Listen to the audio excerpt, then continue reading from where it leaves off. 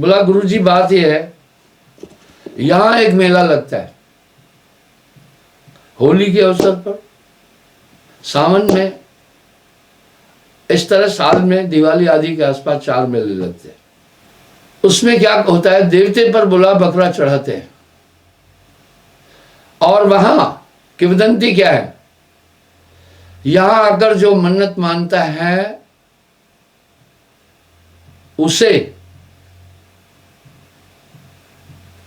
उसकी वो मन्नत पूरी होती है।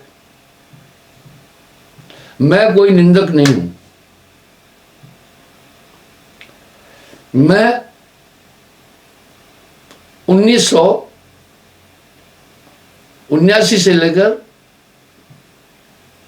82 जनवरी तक मिजोरम नॉर्थ ईस्ट में था।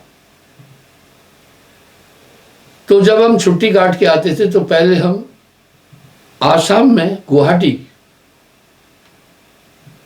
वहां ट्रांजिट कैंप था, पहले वहां पहुंचते थे,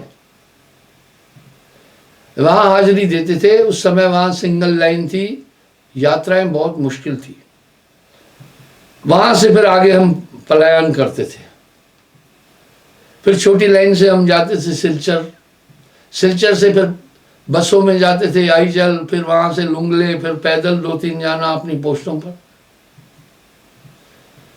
तो गुवाहाटी में हमें 2-3 दिन रुकने पड़े। गुवाहाटी में कामाख्या टेम्पल है। मैंने दिल में विचार किया कि भाई चलो कामाख्या जी को भी देख के आते हैं, दर्शन करते हैं। लाइन में मैं वहां लगा। मैं जो आपसे बातें करता हूं बड़ी प्रैक्टिकल होती है।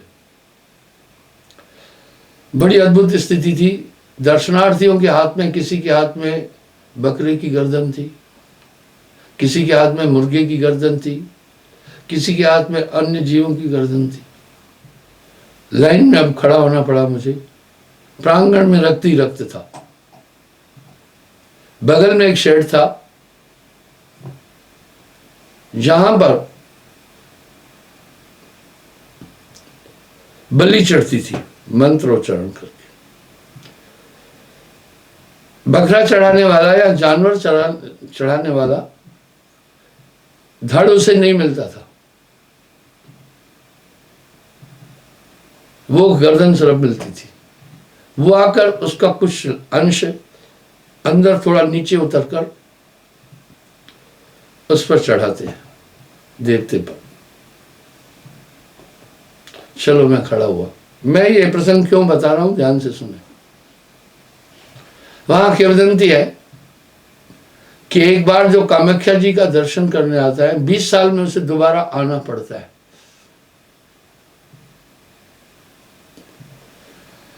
आज उस बात को 41 साल हो गए, मैं तो फिर गया नहीं। इस तरह कुछ किंवदंतियां हैं। बाद में मैं एक फूल बेचने वाले के पास पहुंचा। मैंने बोला भैया ये गर्दन तो दे दिया बलि चढ़ाने वाले को, धड़ कहां है? वो पहले चारों तरफ देखा, फिर मुझे कहा धड़ जाता है, ये मांस बिकता है बाजार में। साच कहो तो मारन धाई, झूठ कहा नहीं जाई, संतो झूठे जगपति आई। ऐसी किंवदंतियों पर साहब ने करारा प्रहार किया। इसमें किसी देवी देवता कामाख्या जी का कोई दोष नहीं है। कुछ लोग अपने हितों के लिए ये सब काम करते हैं। इसी तरह मैं आपको मंडी कोटला की बात बता रहा हूं। तभी तो साहब कह रहे हैं पहले कुल मर्यादा खोए। तो बोला गुरुजी साल में यहाँ 4 ऐसे भंडारे होते हैं, वो हमारे शरीर की करते रहते हैं जो नजदीकी है। मैं बोला वो मांस और शराब का सेवन करते हैं? बोला बदस्तूर करते हैं। मैंने कहा अब समस्या क्या है? बोला गुरुजी 51 रुपए प्रति व्यक्ति हर घर से चंदा होता है। मेरे घर में 9 प्राणी है, 459 रुपए मुझसे चंदा मांगा गया।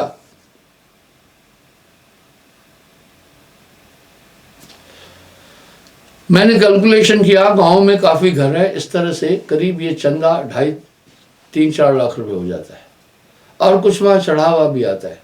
लेकिन आयोजन करने वाले कोई बहुत बड़े तपस्वी और भक्त नहीं है, पर 3-4 जिलों के लोग वहां इकट्ठे होते हैं। अभी आलोचना समझो या निंदा समझो या सत्य समझो, साहब बात साफ साफ कह रहे हैं, निंदा निंदा सब कहे, निंदा न जाने कोई, जैसे को तैसा कहे सो भी निंदा न होए। वाह मनु, तो उससे जब चंदा मांगा गया था, उसने मुझे फोन करके बोला कि गुरुजी चंदा मांग रहे। मैंने कहा हमारे यहां चंदे को भ्रष्टाचार का एक रूप पहलू मानते हैं, इसलिए हम न चंदा लेते हैं न हम चंदा देते हैं। लेकिन जहां समस्या है समाज को, हम मदद पूरी करते हैं, गरीबों को घर बनाते हैं, गरीबों के बच्चों की यहाँ शादियां कराते हैं। लॉकडाउन के टाइम पर करीब 11 महीने लंगर चलाया था, 9-10 महीने, जिसमें 10,000 लोग नित्य भोजन खाते थे। हम परमार्थी हैं लेकिन भ्रमांक नहीं है। मैंने उसको कहा भाई चंदा मत देना, उन्होंने उसको कहा भाई चंदा हमारे पंथ में वर्जित है, हम चंदा नहीं देंगे। तो उन्होंने बताया क्या बोला, फिर हम तुम्हें बरादरी से छेक देंगे। अब यहां ये सवाल उठा, एक घर नहीं दे रहा है या 2-3 घर नहीं दे रहे तो रहने दो ना। वजह क्या थी, उनको डर था धीरे धीरे ये संगत बढ़ रही है, हमारे पूरे रोजगार ठप हो जाएगा।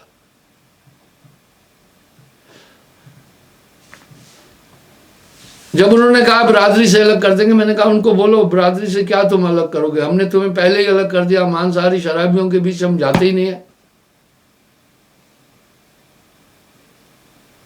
आपको मैं एक छोटा उदाहरण दूंगा, आप इसको ध्यान से सुनना। अच्छा तो ठीक है, पहले मैं एक उदाहरण देता हूं। ईसाइयों में भी एक संस्था है, वो मांस नहीं खाते हैं, लिखित दिखाऊंगा। और उस संस्था के लोग अगर मांस खाते हैं, उनको फिर अपने आयोजन में नहीं आने देते हैं। ऐसे ही मुसलमानों में भी एक संस्था है, वो मांस नहीं खाते हैं। इस तरह ईसाइयों में टीटो करके कुछ ऐसा एक पंथ है, वो कभी भी उनकी जमात में मांसाहारी नहीं आ सकता है। अगर उस संस्था का आदमी मांस खाता है, उसको अलग कर देते हैं। इसी तरह मुसलमानों में भी एक संस्था है, वो मांस नहीं खाते। तो बंदो, मैंने कहा भाई आप चिंता न करो, मेरा प्रोग्राम मैं आऊंगा, आपको इसकी चिंता नहीं करनी है, मैं खुद इंतजाम करूंगा। पहले तो उनको बोला भाई तुम्हें बरादरी से अलग कर देंगे, ये कैसी बात है। बाद में बताया क्या बोला,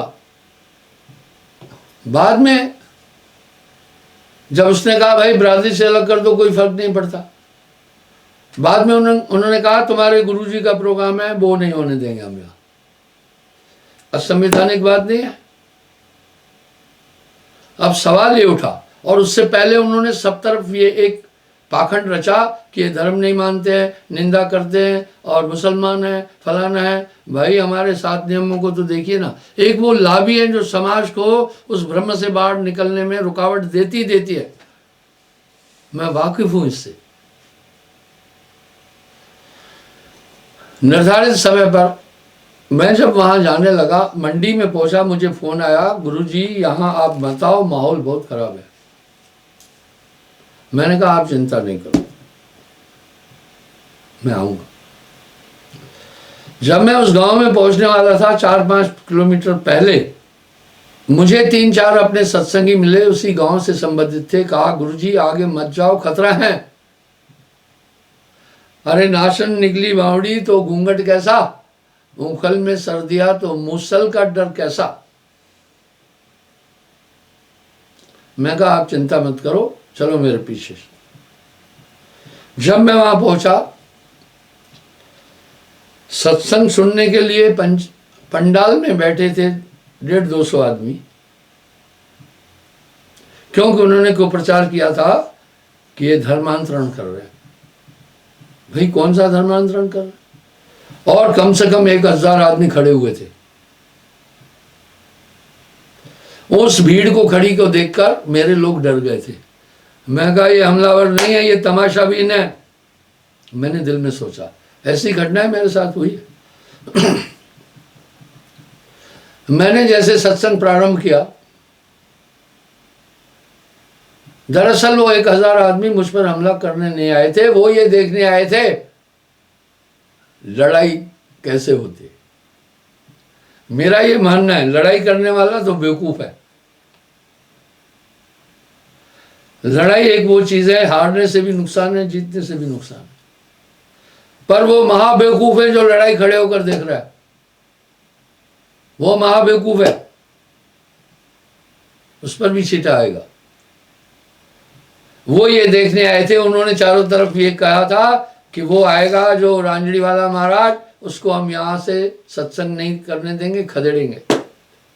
ये कह करके उन्होंने पूरे हजूम को इकट्ठा किया था। भीड़ इकट्ठा करने वाले बड़े पाखंडी होते हैं, उनके पास पूरे हथियार हैं, पूरे फरेब के संसाधन हैं। अच्छा जी, जैसे मैं सत्संग शुरू किया, मैं तो डरा नहीं, मैं नहीं डरा। बगल में ही उनके चाचे तायों का घर था, वहां बैंड बाजा जोर जोर से बजने लगा। अच्छा, मैंने कहा ये संसाधन है। ऐसे ऑब्स्टिकल्स, ऐसी रुकावटें मुझे पहले भी आई हैं बहुत परिपक्व। जो लोहार हथौड़ा पीटता रहता है ना, उसको छाले नहीं आते हैं, उसके हाथ डीठ हो जाते हैं। इस तरह ऐसी समस्याएं अध्यात्म जगत में मुझे काफी फेस करनी पड़ी है। मैंने लोगों से कहा आप नहीं चिंता करो, आप ध्यान मेरी तरफ रखना, जहां आपका ध्यान है वहीं बस सब कुछ है, आप उस साउंड की तरफ ध्यान ही नहीं दो। अरे रेल की पटरी के किनारे भी कुछ लोगों के घर है, वो मस्ती से सोते हैं, रेलगाड़ी की चुक चुक चुक चुक उनको डिस्टर्ब नहीं कर पाती है। कुछ लोगों के मकान जो है वो हाईवे के साथ है, वो भी सो रहे हैं, उन्होंने आदत बना रखी है। इसलिए आप अपना ध्यान मेरी तरफ रखो। अच्छा, वो काफी देर पुपड़ी बजा बजा करके अपना वो काम करते रहे। अब ऐसा लग रहा था पुपड़ी बज नहीं रही। मैंने दिल में सोचा ये कितनी देर पुपड़ी फूकेंगे, इसमें दम लगता है, इनकी तो अभी तौबा हो जाएगी 15-20 मिनट में। तो अब मेरा ध्यान उस तरफ भी था, एक छुपी नजर से देख रहा था एक्टिविटी क्या हो रही है, सत्संग भी कर रहा था। वो बैंड वाले जो पुपड़ी फूंक रहे थे, वो उन्होंने कहा भैया बस हो गया। उन्होंने क्या बहाना बनाया कि बच्चे का सूत्रा या जन्मदिन है, हम मना रहे हैं, जैसे उनका प्रोग्राम है वैसे। अब प्रयोजन क्या था, रुकावट देना। मंतव्य तो समझ में आता है ना। अच्छा है, नहीं आओ, कोई बात नहीं है, हम आदी हो चुके हैं इसकी। युद्ध भूमि में जो जाता है वो कहता है मैं वो वहाँ मलाई नहीं खानी है, यहाँ खाला नहीं बैठी है कि उसको देसी घी का कटोरा खिलाएगी, वहाँ तो सीने पर गोली भी खाने की होती है। और नाशन निकली बावड़ी तो फिर घूंघट कैसा, जब संतत्व की धारा की बात करना है तो फिर भय कैसा है। भय रहित होने का मतलब उदंड नहीं होना, घमंडी नहीं होना, ये बहुत गलत है। अच्छा ठीक है, अब वो मकान जो मुझे व्याधान डालने वाली वही टीम थी, उन्होंने उससे कहा भाई थोड़ी देर और पिपड़ी फूको ताकि ये सत्संग नहीं कर पाए। उसने कहा ये आदमी सुन ही नहीं रहा है, ये अपना बोले जा रहा है, हमारा क्या इससे, भाई हम तो थक गए ना, पुपड़ी हवा फूकते फूफू। हमारी फौज में भी बैंड प्लाटून होती है, उसमें वो बजाते हैं पूरा वो पुराने जमाने का जो सिस्टम था। आजकल तो जहाज बैंड आ गई। ले देकर थोड़े पैसे उनको और दिए, 5-10 मिनट उन्होंने पुपड़ी फूकी, वो बेमन से फूकी। पहले तो रिदम में फूंक रहे थे, अब ये मजबूरी में फूंकी। बोला बस भैया ये नहीं चुप हो रहा है, आप हमें पैसे दो, हम चल पड़ते। वो जब जा रहे थे तो रास्ता मेरे से आगे से था, थोड़ा सामने से जहां मेरी संगत बैठी थी उसके पीछे से रास्ता था। मैंने उनका रुको भाई बैंड वालों, सबसे पहले मैं आपको धन्यवाद दूंगा, आपने मेरे प्रोग्राम में 4 चांद लगा दिए, बैंड बाजा भी बजने लगा चारों तरफ, वाह क्या बात है। मैं भी आपको थोड़े पैसे दूंगा और थोड़ा यहीं खड़े होकर फूंको। सब गर्दन नीचे करके चल पड़े और जो 1000 आदमी खड़े थे उनका हाल बताता हूं क्या था। धीरे धीरे धीरे धीरे सब तितर बितर होने लगे। कुछ जिज्ञासु थे, कुछ तो बैठ भी गए। उन्होंने कहा भाई ये जो इसके बारे में बात बोली गई थी ये तो ऐसा कुछ बोल ही नहीं रहा है। ठीक है, मैं एक कहावत हमेशा कहता हूं, a man can fool to people sustain but not always. कोई किसी को हमेशा के लिए बेवकूफ नहीं बना सकता, एक दिन हकीकत सामने आती। तो मेरे इस प्रसंग को कहने का ये प्रयोजन था। साहब कह रहे पहले कुल मर्यादा खोए। ये मर्यादाएं ब्रह्मांक है। भय से रहित भक्त तब होए, छाड़े देव कुल लाज बढ़ाई। पहले कुल मर्यादा खोए, भय से रहित भक्त तब होए। आपके अंदर भय है तो फिर आप भक्ति नहीं कर सकते। कुल का भय सबन को भारी, कहां को पुरुष कहां को नारी। कहत हमारे बढ़न किया, विचार तो कीजिए ना। अतीत का बहुत कुछ ऐसा है जो ग्रहण करने योग्य है, बहुत कुछ ऐसा है जो त्याग करने योग्य है। वर्तमान में भी बहुत कुछ ऐसा है जो ग्रहण करने योग्य है, वर्तमान का बहुत कुछ ऐसा है जो छोड़ने के योग्य है। इसलिए अतीत और वर्तमान का सामंजस्य बिठाकर अच्छाइयां उस पर चलना चाहिए। यही बात साहब कह रहे। कुल का भय सब इनको भारी, कहा कहो को पुरुष क्या नारी। ये सबको भारी है। अब फलाना कार्य करना है तो ये पहले उपासना कर। इसके पीछे एक रहस्य है। अभी यहां साहब क्या बोल रहे हैं, लगन मुहूर्त झूठ सब। अब आप चाहे उनको निंदक कहो चाहे सचेतक कहो। ताते यम का बंधन कीना, काज आकाश न काहो छीना। ताते पर्दा दूर निवारो, सेवा करो सत्य बंधारो। साहब धनदास को कह रहे ये सब नियम छोड़। पर्दा सात काल की घासी, यह बंधन दुनिया सब फांसी। इस तरह पूरी दुनिया इसी दिशा में बंधी हुई है। अभी भी आप जाकर देखिए। मैं उदाहरण देता हूं, एक थोड़ा टाइम पहले बहराइच में एक बाबा आया, पानी वाला बाबा। उसका दावा था कि बीमारियां ठीक हो जाएगी मेरा पानी पीने से। और चालाकी क्या थी, बोला 8 कोस के अंदर रहने वाले लोगों पर इसका असर नहीं पड़ेगा। वाह, क्योंकि वो तो नजदीक आकर बताएंगे। अब उसका प्रचार प्रसार इतना हुआ,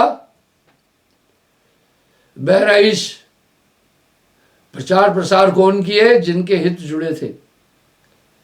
ट्रांसपोर्ट वालों ने बड़ी बड़ी गाड़ियां, लग्जरी गाड़ियां बुक करके सुल्तानपुर से, लखनऊ से, काशी से, गोंडा से, बहराइच से, सीतापुर आदि से सब पानी वाला बाबा के पास दौड़ने लगे। अब ट्रांसपोर्ट वाले भी अपने एरिया में प्रचार कर रहे थे। वैसे गाड़ी की कीमत अगर मान लो बहराइच का बस आने का कीमत 5000 था, वो 15000 ले रहे थे। उनका हित था। फिर जो वहां पकौड़ी जलेबी छान रहे थे वो तो इतनी महिमा गा रहे थे कि पूछो मत। इस तरह लोगों के हित है, अंतर्मुखी नहीं कर रहे समाज को। हमारे धर्मशास्त्र तो अंतर्मुखी होने के लिए बोल रहे हैं। ब्रह्म को छोड़ो, राजा प्रजा बड़े कुलीना, पर्दे काल भ्रम नहीं छीना। सेवा करो छोड़ मन दूजा, ग्रही सेवा ग्रही।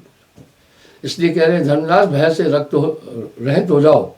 एक परमात्मा को जानकर उसकी तुम उपासना करो और जो नियम बताया उसका पूरा पालन करो, गुरुमुख बनो। कल पुनः मैं इससे आगे चलूंगा और धर्मों की समानता और उनकी उत्पत्ति के विषय में आपसे बातचीत करूंगा साहब।